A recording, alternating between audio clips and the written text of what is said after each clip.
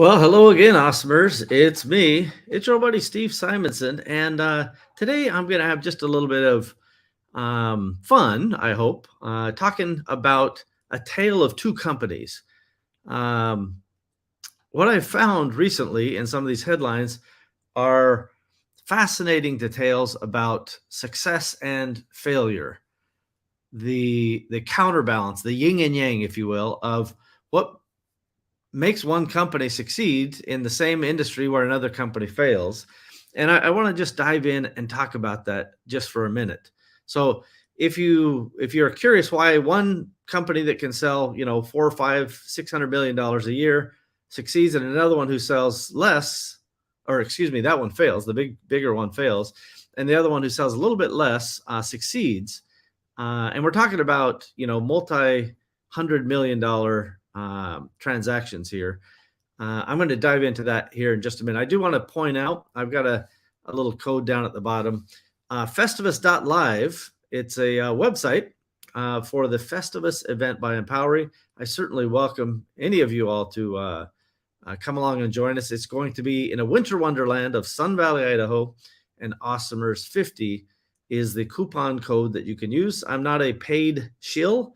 I'm just one of the folks who loves entrepreneurs and likes to hang out with entrepreneurs, frankly. So let's dig into this concept of yin and yang. So first, you may have heard the news today, September 7th, that Hero Cosmetics was acquired for $630 million.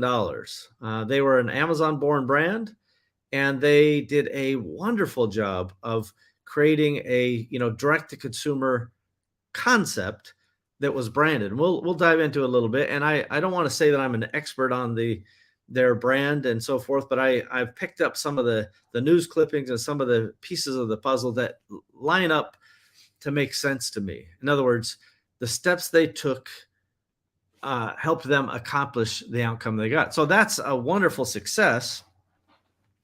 A large company called Church & Dwight is acquiring the brand for $630 million.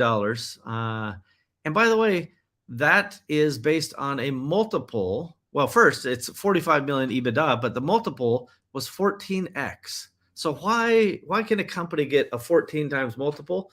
It's in virtually every case I could possibly come up with. It's because it's a strategic buyer. So you may have been led to believe that, given the climate of M&A and kind of Amazon aggregators squeezing into the operational mode instead of the acquisition mode, that deals aren't able to be made. But that's simply not the case. Now, the contrast to that, so that's the good news. The bad news is the company PharmaPacks in the last 7 or 8 days filed for bankruptcy. Now, PharmaPacks has sales over $500 million. In fact, they were the number one top seller in the past 5 years, according to Marketplace Pulse, for 1,730 days out of 1,825. So virtually the entire time in the past 5 years, they've been the number one seller. The catch, of course, what leads to somebody who's doing $1.6 million a day to go bankrupt. It turns out if you sell at a negative outcome, a negative profit, then you are just digging a deeper hole. So again, I don't want to say I'm an expert about PharmaPacks, but through the industry, you learn a few things about how things work. PharmaPacks, when it released its financials in September 2021, had a 45% gross margin. So that's not bad, right? You could make a 45% gross margin work in some cases. But the challenge is when you're on the bleeding edge and you're trying to push revenue at all costs, their overhead kind of outpaced the gross margin, obviously, right? So at the top line, you have revenue, and then you got the cost of goods sold that serves as your kind of gross margin, the difference between those two. Then you have all your operational costs, and operations is where the rubber hits the road.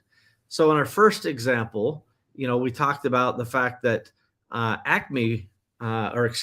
Hero Cosmetics was able to, put together 45 million in EBITDA. That's earnings before interest, tax, depreciation, and amortization, by the way. But that's a good key metric is, what do you get from the top line, that revenue, past COGS, past operations, to drop down into your earnings. And then people have different, interest, tax, depreciation, amortization schedule. So that's why everybody likes to gauge earnings based on that, because each company can be quite different in terms of those latter four categories. So, here you have a company that generates 45 million in EBITDA, and versus PharmaPacks, that was literally selling, at a positive margin, but a negative operating margin. And that is where the rubber hits the road. And so the part of the point today is to just describe the environment that we're in. When you think about running a business, I think too often we get wrapped up into the vanity of revenue, right? The old saying, revenue is vanity, margin is, or profit is sanity. You can't sleep at night if you don't have something trickling through to the bottom line. And we get ourselves so whipped up into the top line. Oh, I'm making sales. And even the cash flow that goes along with that is often, it's delicious, but it can be misleading. For example, if you're turning over a lot of money, but you owe somebody money, maybe you have some debt service, or maybe you have taxes that you haven't allocated for, or perhaps you just have good terms with your suppliers, you may have kind of a positive cash flow situation showing lots of money in your bank, but not a operating profit. And that fundamentally is kind of my message for today. Like, you need to get with the program when it comes down to offering very clear differences in how you are operating your business versus your competition. What do we mean by that? If you are trying to build a business, first of all, there's survival, right? That's why I put the survivor logo in the stream preview. Like, you need to outwit, outplay and outlast your competition. And you do that through having a very solid operational foundation. Like, it's not an option to just run at a negative margin. By the way, the company PharmaPacks we talked about, how did they achieve fast growth? Well, they did it through selling at a, very rapid pace, but they had to go raise money. They raised institutional backing. And by the way, the filing in Delaware for their bankruptcy says Chapter 11, but some of the press I've seen said that, they laid off 170, 180 people. I don't remember the exact number. And they're expecting to do a wind down, which means full liquidation. Not like we're restructuring, but full liquidation, because there's no additional financing in the offing. And what that means to the rest of us is that, all of that work, all of those employees, there's another 350 or 370, I don't remember the number, that are going to be working on winding that thing down. And, that's a pretty thankless job, right? Because there's no good days in that scenario. Nevertheless, it has to be done. So you can learn more about these things, but the tipping point for them, at PharmaPacks, was they were counting on using this cash burn and then getting a Spec merger, kind of with their institutional stuff. All those people who put money in were going to kind of get made whole in the Spec merger. But SPACs have been, which by the way stands for Special Purpose Acquisition Company, SPACs have been kind of poo-pooed in the last 6 to 9 months.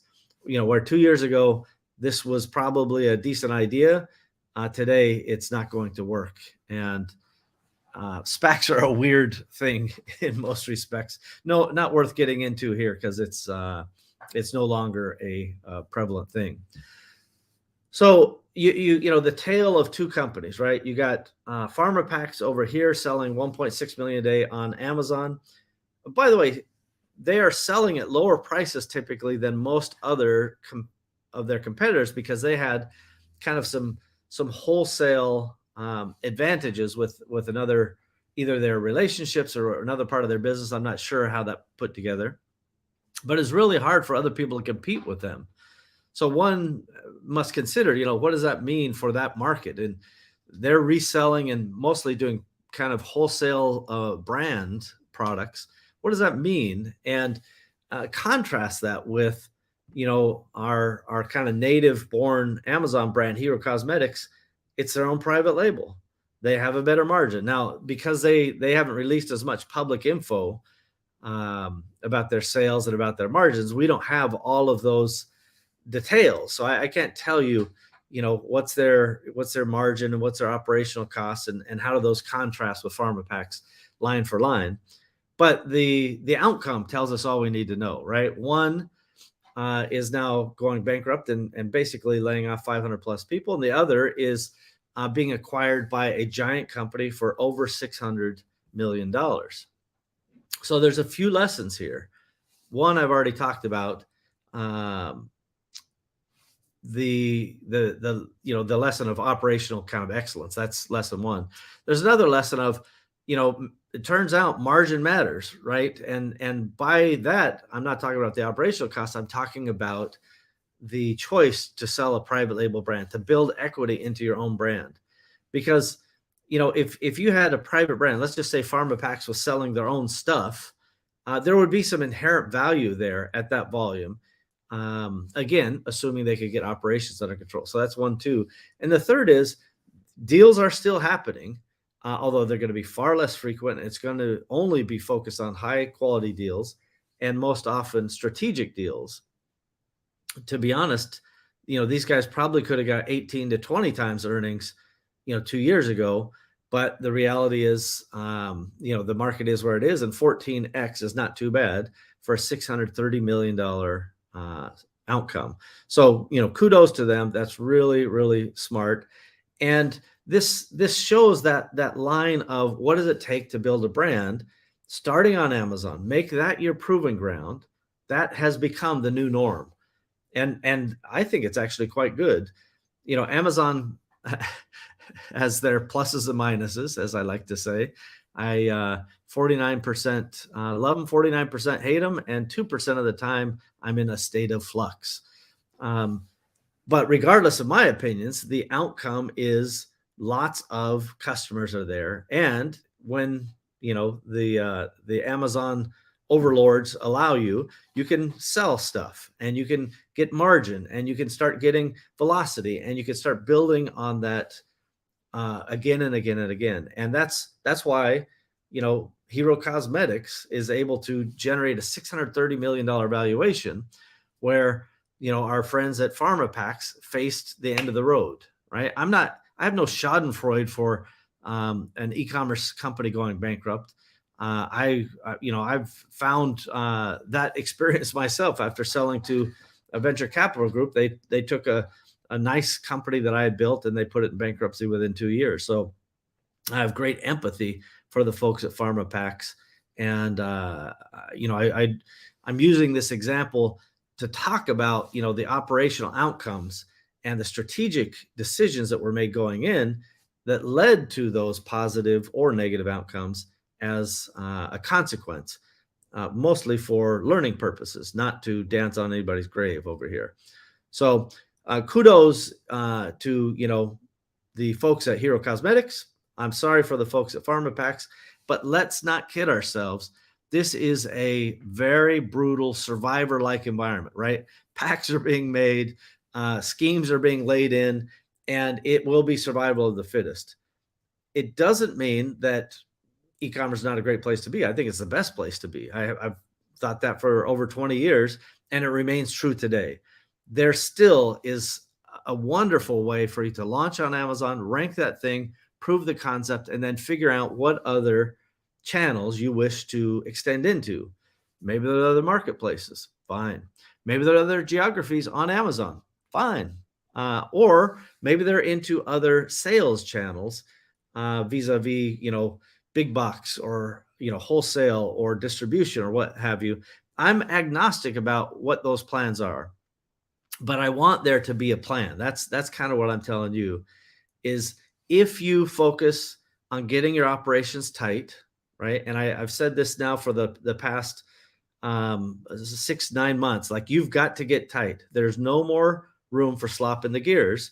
As the tide goes out, the rocks show up. You've got to navigate around those rocks, and those obstacles, metaphorically, they're rocks. They are things like, sourcing. What's happening with your sourcing? How concerned are you about that changing? Let's say in the next 12 months, maybe the next 24 months. Have you considered what alternatives may exist for your sourcing channels? Then when we talk about shipping, right, it's kind of a bell curve on shipping. It went really high, now it's starting to drop again. Fine. That doesn't mean that shipping will be this, kind of static and, getting better and better. I do expect it to improve from a cost basis as demand drops, but there will be potential some other supply chain shocks. For example, COVID zero continues to be a thing in China. Right now, Chengdu is locked down. 7 out of 10 districts in Shenzhen are locked down. There's nearly 100 million people in some sort of, let's just call it modified lifestyle in China right now. And that's not good for the supply chain. And this is, what we call the bullwhip effect. There are aspects of the supply chain that take time to recover. And I may talk about that more in the future. So get your operations tight. If you do not have a very good understanding of a profit loss statement, cash flow statement, balance sheet, then find a good accountant or a CPA or a CFO or somebody to give you advice. They don't even have to be full time, right? They could just be a couple hours a month, but find somebody who can help you look at those parts of your financial documents and help you interpret them. And if you don't have financial documents, then we need to start, solve for X. And of course, Empowery has lots of these resources. I'm a volunteer there. I'm not a paid guy there. I volunteer my time because I believe that entrepreneurs helping entrepreneurs is a good thing, and that we can remain independent, but we can do it together. And so I want to just leave a couple other notes here. If you are anxious to kind of learn what I mean by, how do we get it tight? How do we, position our private label to be the positive outcome instead of the negative outcome, come and join us at festivus.live. And you can buy your tickets. You see the coupon code on the screen. I see my co-founder of Empowery, Evan. He's right there. Thanks for joining today, Evan. And by the way, Evan and I will be in Sun Valley, Idaho for Festivus. You'll see other luminaries of the industry, Travis Ziegler, Kevin King, Matt Parker, Ashley Haddon, so many others. And the objective is to come together, have a great kind of environment. Particularly the VIP experience will be something special because we're able to just have a small group, let's say, 30, 40, maybe 50 VIPs that we can all get to know each other over the course of 3 days. We're doing some content, but we're not overdoing the content. We want to have content to be like the spark of ideas and get people's juices flowing, and then do breakouts or even just kind of lounging around, eating and drinking, so that we can network together and talk about, our individual businesses, situations, and help each other. And I just returned from a similar concept with great effect. I won't go into the details because it was kind of a under the radar event, but the principle is the same as the old Catalyst 88 or some of the past Empowery visits or the $1 Billion Seller Summit. Like, let's bring in really smart people. Let's let them help each other, and let's let some of the venue be a change in scenery. That helps fire off those synapses, right? When you're looking out the windows at beautiful scenery and you're hanging out with other people, you're outside the office, this is where those neural pathways start to open up and you start to make new connections, both figurative and literal, right? You're making a new connection. Hi, I'm Steve, and we're shaking hands. But also, the kinds of connections where you're like, I never thought about this problem being solved like this. Why not, give that a shot? Or I never knew about this particular resource or this particular strategy or even tactic. golly, isn't it great that I now know this? And whether you act on it right away, I think there's going to be plenty of actionable tactics and strategies, or you just add it to your database to make future connections, right? Steve Jobs had a great video. You can go look it up on the YouTubes, where he talked about, the ability to look back and connect the dots is what makes experience so valuable. And the now CEO of Amazon, Andy Jassy, has one of my favorite quotes about this, which is, experience has no compression algorithm, right? That you can't hack experience. The closest you can come to it is to hang out with a bunch of people like Evan and myself and Kevin and the gang. Maybe that's the name of the band: Evan, Kevin, Steve, and the gang. And all of that experience pulled into one area. That's what Festivus.live is all about. And that will take you to a ticket page. If you wish, you can use the discount code. If you want to pay full price, all the better. Empower is a nonprofit, and we can use your support. A special thanks to Elevate Brands, who's the Powered By sponsor. And we couldn't put on the show without them, and we couldn't offer these great discounts without them, because they're helping us carry the water on the event. Among the other fine sponsors also listed at Festivus.live. And so by the way, that's a website, Festivus.live. If you enter that into your browser, it will show up on the Festivus 2022 page. So remember the lessons of the day. You got to get tight on operations. And if you don't understand what I mean, then stay tuned. We're going to have more of these types of episodes in the coming weeks, where we talk about, here's how you get your SOPs tight. Here's how you get your finance tight. Here's how you get your POs tight. Here's how you get your HR tight, your hiring process, the training, et cetera, et cetera. And all of these are critical parts of kind of the survivor mode that we have to be in. By the way, this is not just crazy Steve talking. The president of Huawei, the executives at Apple and Facebook and even Google, they're talking about, as there is pressure in the market, there's opportunity, but only for those leaders and CEOs and founders who decide to get their operations tight, right? You don't go in with a lot of slop in the gears and come out the other side positive. That's the people who are going to either get left behind, lose market share, or be eliminated completely. When you have kind of operational excellence, you understand your numbers, you are going to be able to come out the other side and take market share. That's, Evan and I have been around the block a few times. We've seen the ups and downs of different markets, right? We've watched, I personally, started in the, kind of late 80s, early 90s, when there was a big recession on. I didn't know. I didn't care. I had to eat, right? I had to survive. And then, you kind of fast forward, and then there's the next thing and the next thing and the next thing. Whether it's, the .com crash or 9/11 or the housing crash or what have you, these things come and go. But our businesses can stay strong if we are realistic about the conditions we face, if we are pragmatic about the decisions we make day to day, and then fundamentally, if we kind of help each other, leveraging that experience. The compression algorithm may not exist for experience, but we can access it and jump ahead if we listen to experience.